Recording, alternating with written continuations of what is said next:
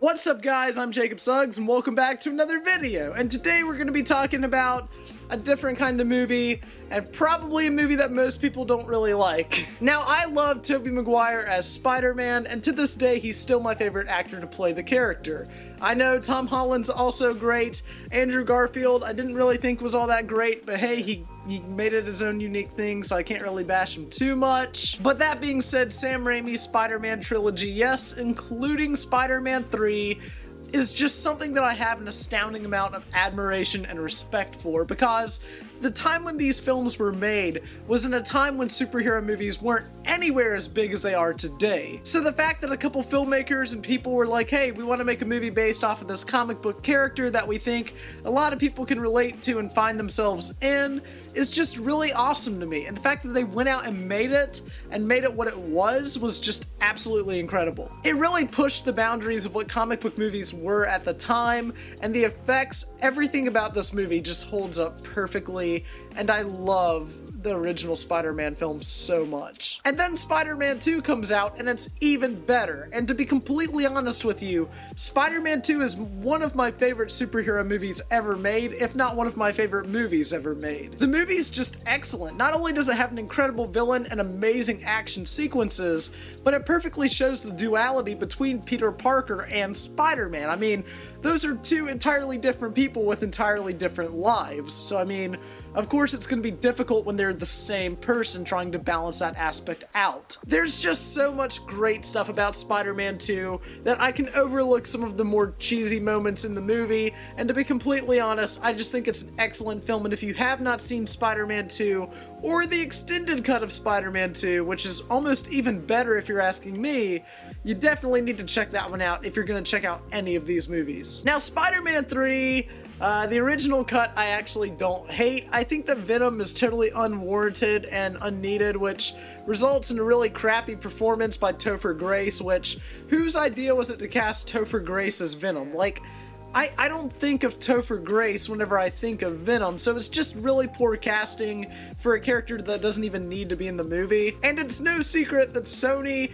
forced Venom into this movie, and Sam Raimi didn't really understand or know the character that well, and so it results in both a crappy performance from an unwarranted character and a character that bogs down other great subplots in this movie. I mean, there's a lot of things that could be great, but when Venom interferes, it just kind of bogs them down and just adds more to the subplot, which we don't need. Now, I pretty much love everything about Sandman in this movie, whether it be with his family and stuff like that, but I also love how Peter finds out that he killed the wrong person in the original Spider-Man movie, which adds a lot more to that because Peter Parker totally killed an innocent man. Well, innocent in that he didn't kill Uncle Ben. I mean, the guy still robbed a bank, so that's pretty bad. But I love how this reverts back to Uncle Ben's murder as it's reverting back to the first movie, which I see that a lot in third installments in a trilogy, so it's just something really cool that they did with this movie too, and I feel like it was beneficial to the film as a whole. I actually really love Flint Marko in this movie and how he interacts with his family, because he's kind of an on-the-run criminal, and when he becomes Sandman, you really feel for the guy. I mean, the scene when he becomes Sandman for the very first time in this movie is still one of the best things in any superhero movie I think I've seen in a long time. However, I do believe that the first two acts of Spider-Man 3 are pretty good. They're nothing incredible like the previous two, but they are pretty good, and it does have some genuinely great moments. However, the third act really falls short and almost just breaks down the entire movie for me, so unfortunately, the third act is a major issue with this film. There's so many good elements in this movie. It's just Venom and an overabundance of subplots that really just bog this movie down. I know a lot of people hate emo Peter Parker who dances and does this weird little thing and stuff like that. However, I'm gonna be honest, I actually don't hate it. I'm not saying that it's the best way to execute this or to show Peter Parker changing as a human being. However, seeing that we haven't seen Peter Parker in kind of a more emo, mad, angsty teen kind of persona before, and pushing this nice guy persona away, it's just really interesting to me, and I thought it was funny as crap, and even now my friend and I can't help but laugh when watching the dancing Peter Parker scene. However, you've really got to feel for Sam Raimi because he really didn't want to put Venom in this movie and other things in this film as well, and to this day he actually thinks this movie is a complete disaster and that he ruined the Spider-Man character for a lot of people. Now, I would disagree with that. I made a video on this a long time ago of how Spider-Man 3 is disappointing, but it's not necessarily a disaster. It's nothing to write home about, but it's nothing to really bash either. I mean, I don't hate this movie, guys. But I recently found out that an editor's cut of Spider-Man 3 exists and was recently released roughly about 7 months ago, and that's already really weird to me because Spider-Man 3 came out in 2007, which is basically 11 years ago. That's more than a decade ago. And they're just now putting out a different cut of the movie. Alright, I mean, hey, I'll roll with it. When it comes to director's cuts, I do feel like extended cut is being thrown around more and more to where it's almost the DLC for a movie, to where if you didn't like this movie in theaters, maybe if we release an extended cut with all this deleted footage,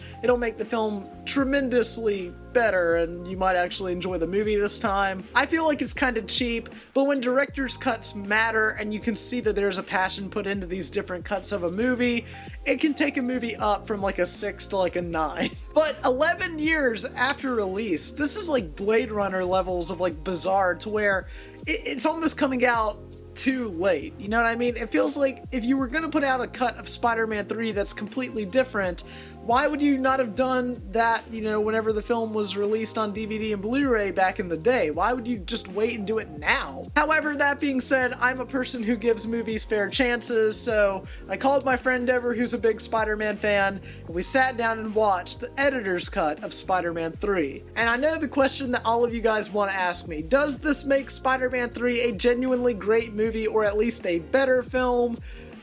Not really, no. Nothing is fundamentally changed by the editor's cut of Spider-Man 3. The pacing is a little bit better because they switch how some scenes are arranged around a little bit more, and that actually kind of worked in the movie's favor. However, other than that, and a new score by Christopher Young, which is actually pretty great, nothing is fundamentally changed about this movie. It's pretty much the same movie that we saw back in 2007. Now, it does have some minor exceptions, like a scene to where Sandman turns into a castle on the beach and has a brief reconnection with his daughter. I thought that scene was genuinely amazing. I thought it was great. However, they do ruin it at the very end of the scene by showing Flint Marko in his human form. I feel like if you didn't show him at all, it would have made that scene a lot more impactful, because even though we can't see him, we're seeing him as his daughter is seeing him now in the form of a sandcastle, so that would have been great, but they just had to show Flint Marko and take the scene down a notch. It just doesn't make sense to me. But the best addition to this cut is for a brief, quick scene. If you blink, you miss it. We get to see the symbiote suit in Peter Parker's closet breathing. You actually see this thing moving up and down, and it's alive, and it's crazy and insane, and it's just downright creepy. This scene freaked me out as soon as I saw it. But like I said, that's just 2 scenes. Now, the score by Christopher Young is great, but 3 things don't really make a drastic difference to a movie. In fact, this cut of the movie is actually a lot shorter than the original cut of Spider-Man 3, so if anything, they just cut out the unneeded parts that I didn't really like anyway, but you can't fix something like Venom in a cut like this. It just wouldn't work unless you added more to his character, which obviously you can't do, because it wasn't really there to begin with. Now, I will say that the pacing of this movie is benefited by cutting things out of this film that were kind of unneeded to be in the movie anyway. That's great, and the pacing of this film is so much better. And I will say that the score by Christopher Young is honestly amazing. I really dug it, and it was just a really good score. If I got the chance to listen to it on its own, I absolutely would. But that being said, little things can't necessarily make a big difference. Batman v Superman, the director's cut works, for me at least, because it adds 30 minutes to a movie. 30 minutes is a lot of extra footage that we didn't get to see in theaters. But when you cut down a movie and add a few things here and there, it's not going to make that much of a difference, or that drastic of a difference. I wanted to make this video because it shows that director's cuts can be highly beneficial and inconsequential, right? I felt like I've talked about the director's cut of Batman v Superman and Suicide Squad and stuff like that so much, to where movies can be changed or, you know, moderately changed, but I rarely talked about a director's cut to where the film really hasn't changed that much at all. I went into this expecting Spider-Man 3 to be so much better, if not a little bit better than how I originally viewed it. However, what I got was basically the same movie. I wish I would have just watched it for free because I already have the movie, but I would recommend that if you are a massive fan of Spider-Man 3 and you want to see what they added in the few extra scenes, don't watch the movie, watch them on YouTube for free because it's gonna save you a lot of money and time, but it does add a little thing to the movie. I will say that. It adds a little bit to it, but nothing major. So, unfortunately, I don't know if I can recommend the editor's cut of Spider-Man 3 to you. That being said, have you seen the editor's cut of Spider-Man 3? If so, what did you think about it? Did you like it more than the original cut? Or do you think that they're basically the same movie like I do? Either way, that's awesome to me, and let me know your thoughts down in the comments below. And as always, I'm Frame by Frame. Remember the name. Please like, comment, and subscribe. I'll see you guys in the next video. Bye, guys.